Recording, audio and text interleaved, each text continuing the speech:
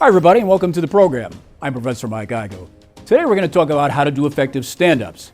And for new reporters, I think the stand-up is probably one of the most misunderstood parts of the news package.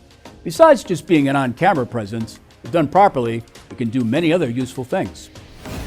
You can talk about something you don't have visuals of. It can serve as a transition from point to point or from place to place. Or it can show you're actually involved in the story. And here's the part many reporters, both new and established ones, struggle with. What do you say in your stand-up?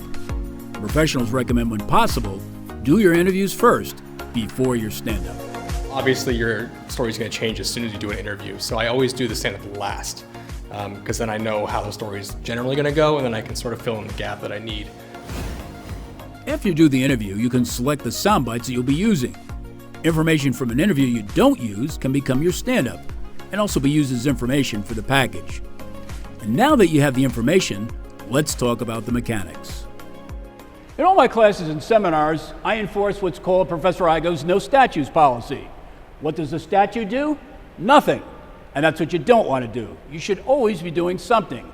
Interact with your environment, or whatever feels to be appropriate for your particular story.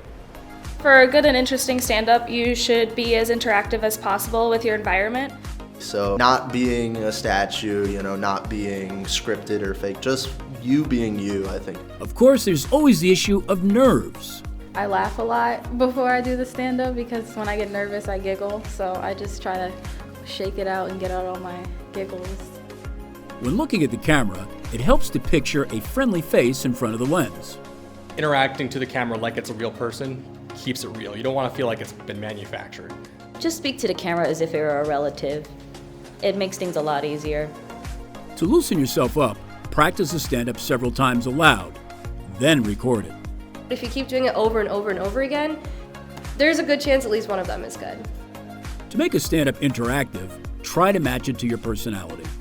Do something that makes you feel comfortable, something that feels natural, something that's not forced or contrived. An interactive stand-up is beneficial to you and the viewer. If you can bring your viewer into the story, it's going to make your story feel better. It's going to make it more watchable, more just entertaining for the viewer. After a long day of rocking the Commons, people are taking their last chance to catch the band live. You want to make sure that the viewer feels like they're there and they're a part of the story and that the story is important to them. Here are a few examples of students doing something in their stand-ups. Receiving a care package from your family is fun, until you have to travel to the other side of campus to pick it up and drag it all the way back to your dorm. I'm here at Old Fort Niagara, taking a trip back in time to the 18th century, a time when modern luxuries like lighters did not exist, and the only way to light a fire was to use flint and steel. As you can see, people are still handing out candy. Trick or treat.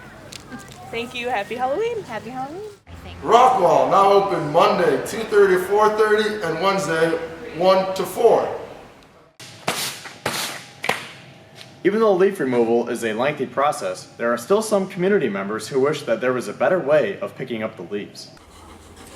The assistants provide many services to the dogs. They help the dogs having shower every week, and the dogs can go out for walking twice a day. Another way to jazz up your stand-up is with a multiple cut one. 3 cuts or 2 cuts, however many cuts you do, keeps it moving, keeps it so that, you're not just watching someone speaking, you're more involved in the story. And here are a few student examples of multi-cut stand-ups. The scooters serve as a grab-and-go option, allowing users to simply find a scooter, scan the QR code, and go. But remember, users should wear a helmet and must have a valid driver's license to ride.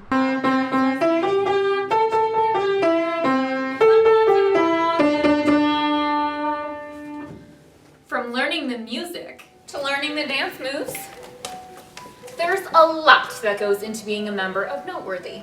There are raffles, CDs, and shirts like these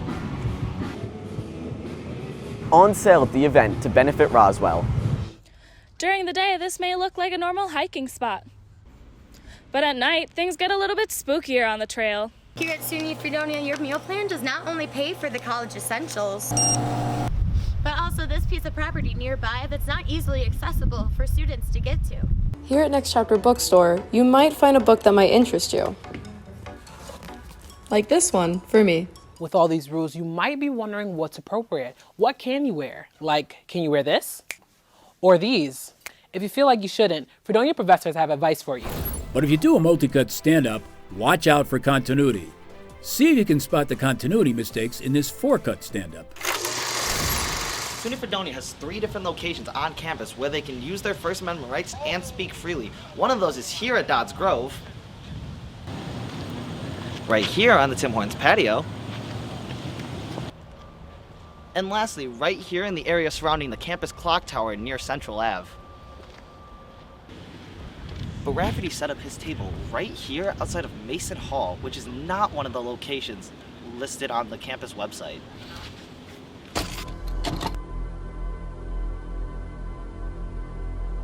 In 2 of these, the reporter had his hat on.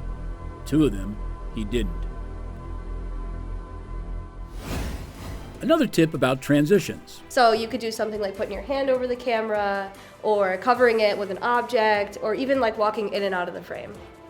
You can also add tight shots of what you're talking about in the stand-up to make it more visually interesting.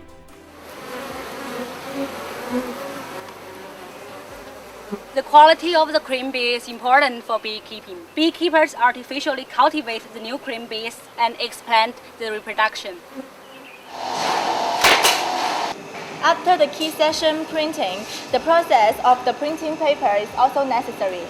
The most expensive product is that needs manual process instead of those made by custom machines. Of course, quality audio is just as important as a quality message in your stand-up, so don't rely on your camera's shotgun mic.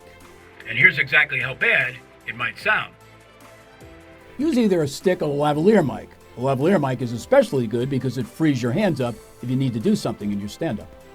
It's a Sinclairville Annual History Fair. We've got a bunch of events happening right behind us right now with live music, raffle games, and food.